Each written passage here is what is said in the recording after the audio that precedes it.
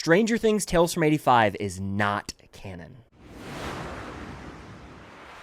What's going on, guys? I'm Chris, and welcome back to another video. Today I'm talking about Stranger Things Tales from 85 with spoilers. So this is going to be my spoiler warning for Season 1 of Tales from 85. If you haven't seen it, you don't want to know any spoilers, proceed with caution. If you don't care, welcome to the party, pal. But there's a lot to discuss, some major plot points in particular. I'm not going to run through the entire show because you guys have probably watched it, and I don't feel like I don't need to go through every little episode, every minute detail, but there's some major plot points I want to discuss that regard to how this really can't be viewed as canon. I don't know if Netflix or the creators are operating under the assumption it is canon, but to me it's clearly not, and I'm going to tell you why. Before I get into this though, hit that like button, comment down below your thoughts on Tales from 85, and of course subscribe to that notification bell to help reach my goal of 200,000 subscribers here on the channel. It'll mean quite a bit, but I'm kind of just going to start with some of the obvious main talking points. One in particular being that we know this season of Tales from 85 is animated and it takes place between season 2 and 3, or so we're supposed to believe, but it automatically kind of betrays the characters and who they were in season 2 really early on. A new character is introduced in this show, and Nikki Baxter. She's the new kid. She's never once mentioned in the main show, by the way, but she shows up within one of her first scenes. She sees a monster. It's a vine dog or snow shark, one of the two. 11 uses her powers against this monster in front of Nikki,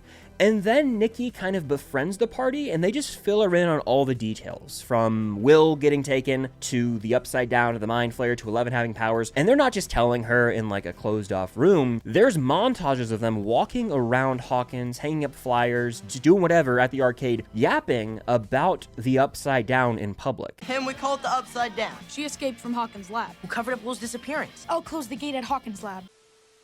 This is insane to me and was a major red flag early on. It's something that really put me off when I was watching this show. I was like, this just doesn't feel right, because in season 2 of Stranger Things, it is a huge deal. All the characters who know about Hawkins' lab and what went down in season 1, they have their lips sealed. Even Nancy and Steve, who know what happened to Barb, are going and having dinners with Barb's family and are still lying. Even though they're carrying that guilt, they know they can't let the truth out. And so to me, I was just like, man, this is kind of a betrayal of the characters. Not kind of, it 100% is. You're telling me Will and all these other characters are just gonna fill in some random girl they just met about this traumatic experience that's like top secret information? In season 2 of Stranger Things, Lucas has to basically set up a secret room in the back of Palace Arcade and have Max swear on her life essentially that she won't leak any of this information if he told her. So it was a really big deal to let people in on this secret in season 2, and then only a few months later, if this is canon, which I don't think it is for various reasons, it's not that big of a deal. Yeah, we can tell Nikki Baxter, we can just yap about it. It's not that big of a secret.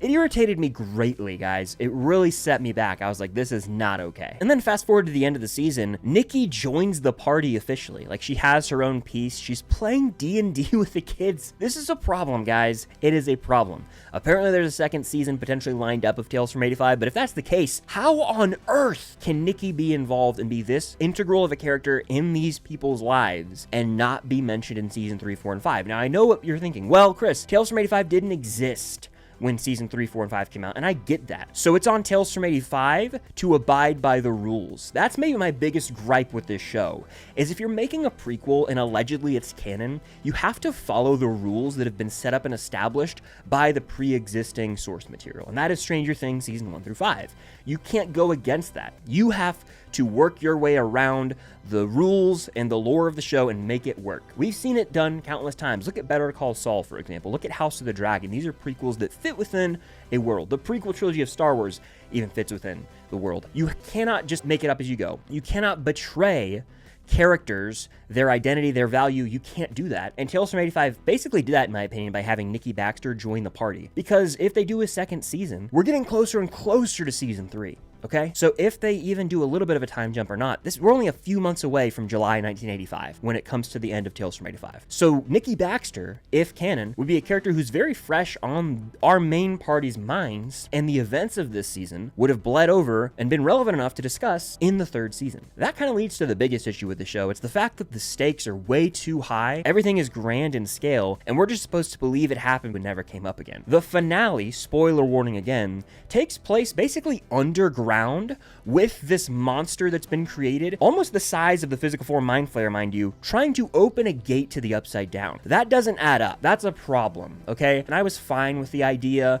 of, science playing a role and kind of recreating these limbs, these tendrils, these vines, whatever it may be from the Upside Down with a chemical. Like, I understand that. That's like fine and dandy. But the scale quickly got out of hand, so it just became problematic to me as the season progressed. The scale kept getting larger and larger, and I was like, maybe it'll be a trick. It's all a campaign. They didn't do that, and that's a serious problem to me. You can't have Nikki Baxter shooting this giant Ghostbusters-esque blaster at a humongous creature that's trying to open a gate to the Upside Down and just be like, yeah, that happened between season 2 and 3. And you know what? All our kids were wielding these weapons as well. Dustin was shooting flames. Will was running at these monsters with a huge hammer. It all happened, and it's all real. You can't have that be the case.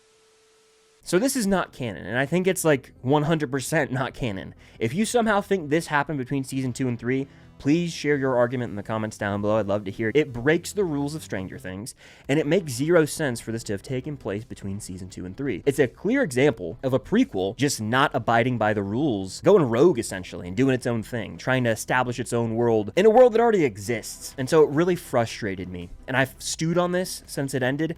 It cannot be canon. And what really gets me is the template for success was there. This show could have very clearly just been the kids hanging out in Hawkins and a snowstorm hits, and so they start up a new campaign. And so we get to see these moments of Lumax and Malevolent that are 100% canon, that develop those relationships between season 2 and 3 and advance the plot without the high stakes adventure, without the high stakes monsters. And then in their campaign, we almost see them as characters of themselves. So we go into this fantasy world. This is just Mike narrating, whoever the dungeon master is narrating, and we see them in costumes, and they go into this world that's very clearly fantasy, that's not actually impacting the Upside Down or the rules of Stranger Things, because it's all the kids' imaginations running wild. That was the template, especially with the title being Tales from 85. You'd think they'd play into the fact this is all fictional, it's not real, so we can have a campaign, but we can still have those real genuine moments, those heart-to-hearts with Hopper and Eleven. But they stripped us of that because they decided to break the rules, in my opinion. And so, I don't know, I really am upset with this show.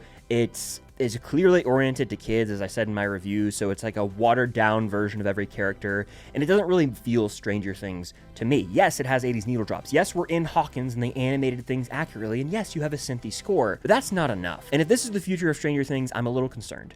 I hope that the live-action spinoff takes care of this brand, of this franchise, pays respect to it, and doesn't try and retcon or do its own thing. And I'm curious to see what they even end up doing with that live-action spinoff. We'll see whenever we get news on that. But as it stands right now, I'm putting my foot down, guys. Stranger Things Tales from 85 is not canon. It's not. Too much happens. It gets way too ridiculous, and characters are in on things they shouldn't be in on. It frustrates me greatly, but I feel like they messed up a golden opportunity to just have a fun cartoon in the world of Stranger Things, or an animated series, and they botched it. They really did. I also don't know why they set up a season 2. They tried to use some like nostalgic needle drops at the very end, one from season 2, one from season 4, and then there's like still a threat in the Upside Down. It's just getting ridiculous, and it's going to continue to, I feel, stretch the lore. If they do a second season, I imagine we're headed even further down the path of trying to change the lore or fit in.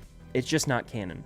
Even if I view this as a series that's not canon, just based on Stranger Things, I then have to ask, what's the point? And that's something I've said multiple times now, but I mean it. What is the point of this show if it's not canon? It's on Netflix. It's officially licensed Stranger Things television. Why aren't you fitting it into the canon? It's not hard to not break the rules, and they broke them. And I hate to be the guy to say it, but Tales from 85 is not canon. But that's just kind of my point. There's a lot of other things I could go off on. I talk about it in my review, but those are the main spoiler points, things that irritated me. But how do you guys feel? I want to hear your spoiler-filled thoughts on Tales from 85 down below. Hit that like button, subscribe, and hit that notification bell, and be on the lookout for more videos coming very soon. But thank you guys, as always, for watching, and until next time, I'll see you on the other side of the Upside Down.